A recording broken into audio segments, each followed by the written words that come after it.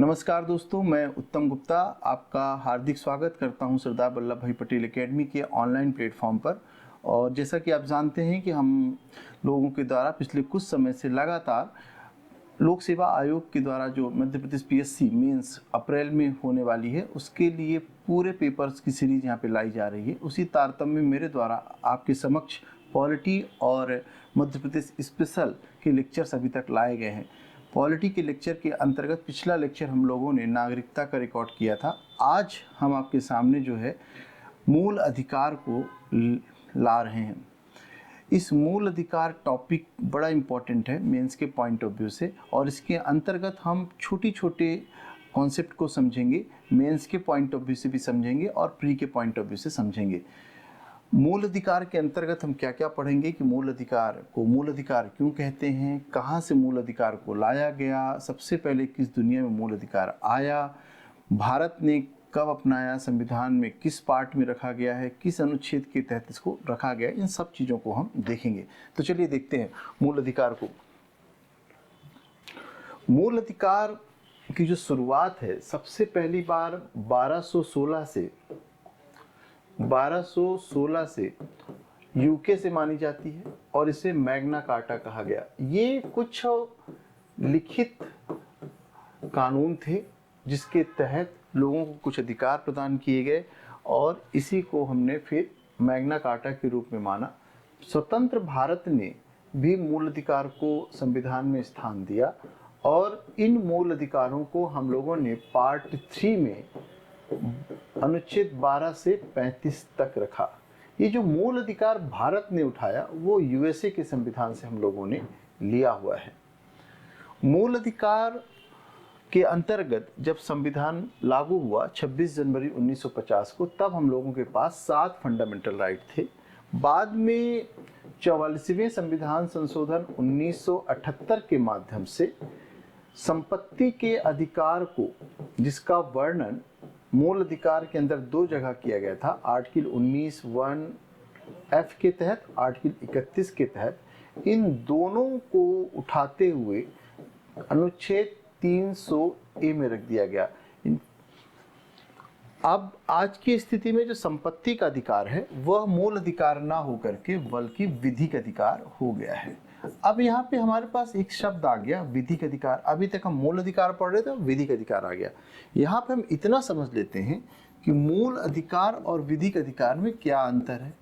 अगर मूल अधिकार का उल्लंघन होगा तो जिस व्यक्ति का मूल अधिकार उल्लंघन होगा वह सीधे हाई कोर्ट या सुप्रीम कोर्ट जा सकता है, जबकि विधिक अधिकार का उल्लंघन होने पर हमें पहले सिविल कोर्ट जाना पड़ेगा, इसके बाद हाई कोर्ट, इसके बाद सुप्रीम कोर्ट जाना पड़ेगा। ये अंतर होता है।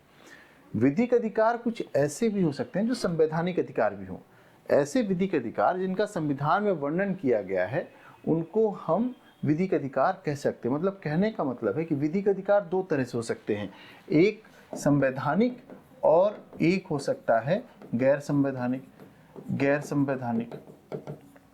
गैर संवैधानिक कौन से अधिकार होंगे? जिसको कि संसद द्वारा अधिकार बना के, कानून बना के दिया गया। और संवैधानिक मतलब जिसको संविधान स्वयं दे रही है, जैसे कि आर्टिकल 301 आज की डेट में हमारा संवैधानिक अधिकार हो गया।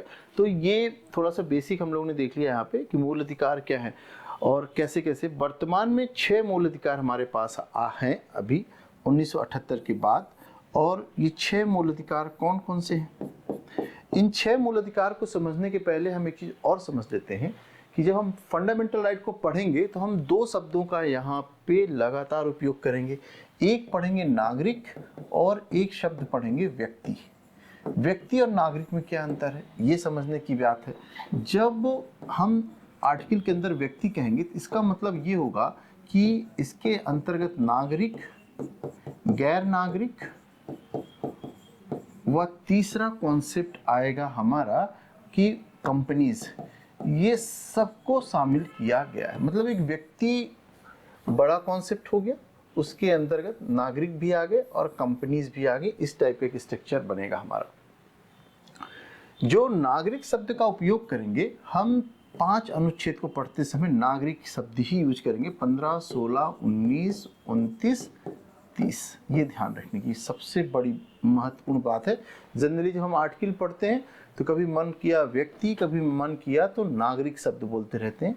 ध्यान रखना, सिर्फ 5 अनुच्छेद को पढ़ते समय हमारे द्वारा क्या किया जाएगा, सिर्फ नागरिक शब्द का यूज किया जाएगा, बाकी हर जगह हम व्यक्ति शब्द का यूज करेंगे। मतलब कि व्यक्ति, मतलब ये जो, जैसे कि मान लीजिए 14 आर्टिकल बच रही है यहाँ पे, 17, 18 बच रही है, फिर 20 बच रही है, फिर इसके बाद 21, 22 से लेकर 28 तक, यहाँ पर हम जितने लोग, यहाँ पे हम व्यक्ति शब्द का यूज करेंगे। मतलब कहने का क्या तात्पर्य है कि इन 5 अनुच्छेद की जो अधिकार हैं वो सिर्फ भारतीयों को प्राप्त हैं, बाकी जितने अनुच्छेद हैं फंडामेंटल राइट के अंतर्गत जो अधिकार दिए गए हैं वह व्यक्तियों को प्राप्त है। मतलब भारतीयों के साथ साथ गैर भारतीय व कंपनियों को भी प्रदान किए गए हैं। अब एक कॉन्सेप्ट और आता है हमारा कि इसको हम लोग मूल अधिकार से क्या तात्पर्य हमारा, तो मूल अधिकार वे आधारभूत अधिकार हैं जो व्यक्ति के सर्वांगीण विकास के लिए आवश्यक है। सर्वांगीण विकास के अंतर्गत क्या आएगा, व्यक्ति का नैतिक, व्यक्ति का आध्यात्मिक, व्यक्ति का भौतिक, शैक्षणिक, राजनीतिक विकास के लिए आवश्यक होता है। और ये माना जाता है कि इन अधिकारों के बिना व्यक्ति गरिमा में जीवन नहीं जी सकता है। तो गरिमा में जीवन प्रदान करने के लिए ये अधिकार प्रदान किए गए हैं। और ये मूल अधिकार जो हैं शोषण मुक्त समाज की स्थापना करते हैं। ये तो एक डेफिनेशन हो गई हमारी कि मूल अधिकार की डेफिनेशन क्या होती है। अब दूसरी बात ये देखना है कि मूल अधिकार को मूल क्यों कहते हैं, क्योंकि स्वयं संविधान के द्वारा इसको दिया गया है। सामान्य परिस्थितियों में इसको छीना नहीं जा सकता है। इसमें संशोधन जो किया जाएगा वह संविधान संशोधन की प्रक्रिया के तहत किया जाएगा, जिसका वर्णन अनुच्छेद 368 में किया गया है। यदि इसका उल्लंघन होता है तो जिस व्यक्ति के अधिकार का उल्लंघन होगा वह व्यक्ति डायरेक्टली हाईकोर्ट व सुप्रीम कोर्ट जा सकता है। ये न्याय उचित है। तो इन सब परिस्थितियों के कारण इसको जो है मूल कहा गया है कि यह मूल है पूरी तरह से। अब ये तो हो गया इसको मूल क्यों कहते हैं। और अब देखते हैं 6 फंडामेंटल राइट कौन कौन से हैं। तो हम लोग देखते हैं कि वर्तमान में 6 मूल अधिकार कौन कौन से हैं।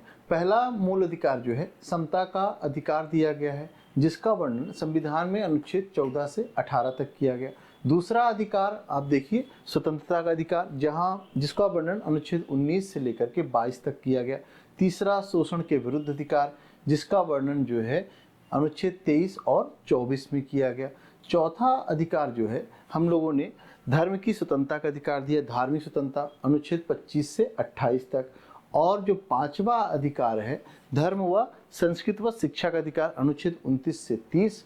और आखिरी जो है हमारा संवैधानिक उपचारों का अधिकार है, अनुच्छेद 32 के तहत दिया गया।